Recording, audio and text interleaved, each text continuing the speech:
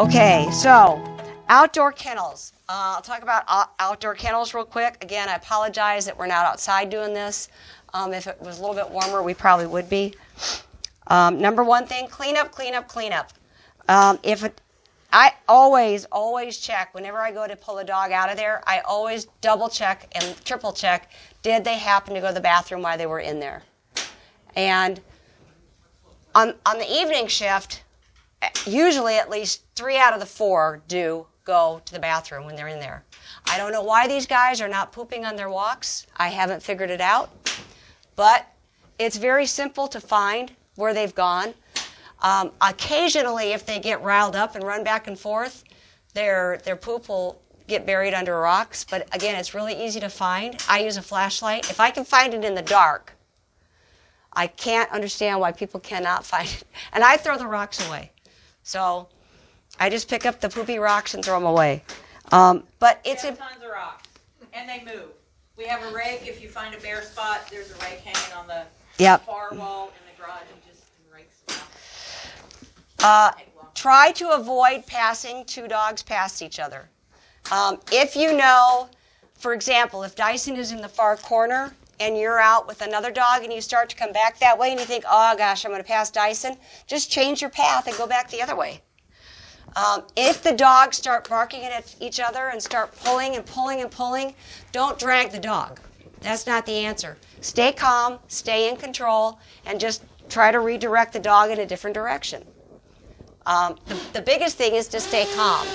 Just stay calm, stay calm, stay calm. Agility course, play yard. Right now, it's very, very, very muddy. But I will tell you, I did put Dyson in one the other day just to have him burn off some steam. It didn't work. He was still hyper. It gets very, very muddy right now.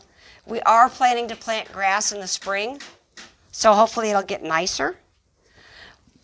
I recommend only putting 1 dog at a time in the play yard, unless you happen to know absolutely for certain that these dogs get along. And unfortunately, I don't know about the rest of you, I'm not a trainer. We do have trainers. I absolutely tell you, don't experiment. Don't experiment. If you're not a professional trainer, don't. Put 1 dog at a time.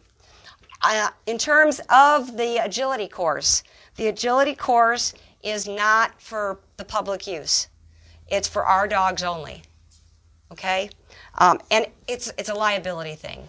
We can't take a chance with somebody else's dogs on our course. If their dog gets hurt, then they sue us. Well, they shouldn't have been out there in the first place. Cleaning the dog kennels and the cat kennels. Okay, make sure you take everything out when you go to clean those kennels. The reason I tell you that, if there's something under the bed, you can't see it unless you take the bed out. Sometimes there's extra toys under the bed. Sometimes there's poop or pee under the bed. I don't care if it's a dog or a cat. They will try to hide what they've done. And now, once you've taken everything out, what I do with the dog kennels, and I don't know how you do the cat kennels because I don't do them very often, but I'll take the blanket out. I smell it. There's going to be hair. That's not a dirty blanket. That's a hairy blanket. And I hang it on the door. If I can reuse it, I'm going to hang it on the door. Then I get the bed out. I take the toys and I put the toys on top of the kennel. That way I give the same toys back to the same dog. That way if one dog is getting kennel cough or something in his mouth, I don't run the risk of giving this dog something that dog has. I take the water bowl and I dump it down the drain and I set it aside because I'm going to give him a clean water bowl. Now, if there's poo or pee on the floor of the kennel, I clean up anything solid with a paper towel, whatever, and then I use the Clorox and the hose. And after I've Cloroxed it and I've hosed it off, then I squeegee it.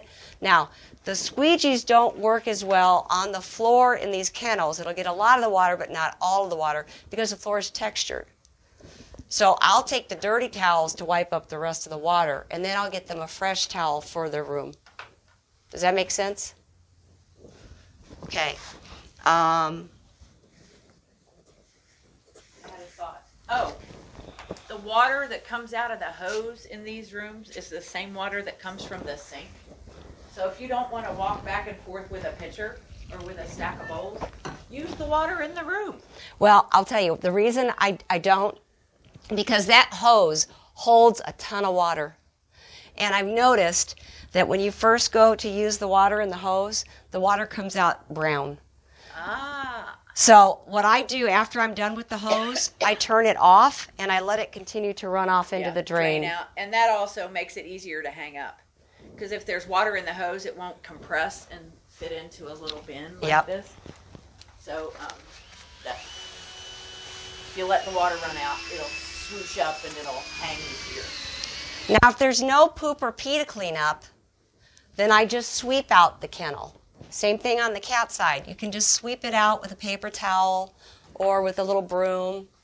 Then use simple green on the walls. Wipe them down.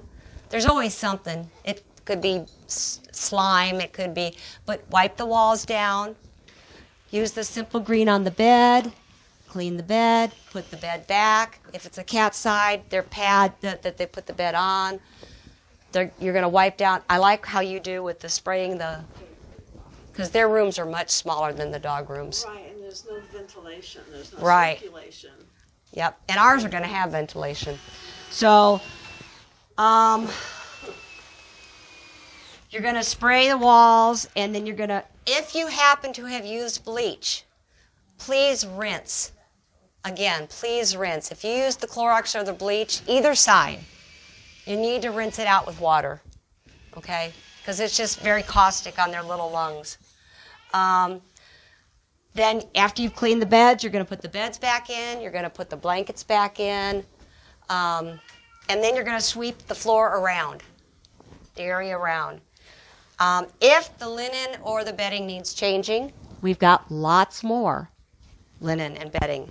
To me, all of a sudden I feel like I'm doing hotel rooms when I'm in there. I say, okay, got the new towel on the floor, got the new blankie.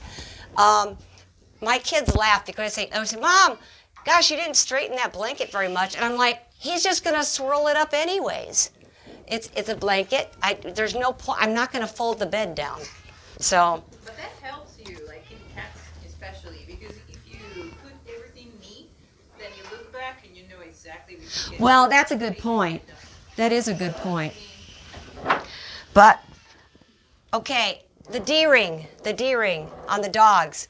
When you put the dogs in for the night, double check you put the D-ring back because they can get those kennel doors open. Not so much on the outside, but definitely on the inside.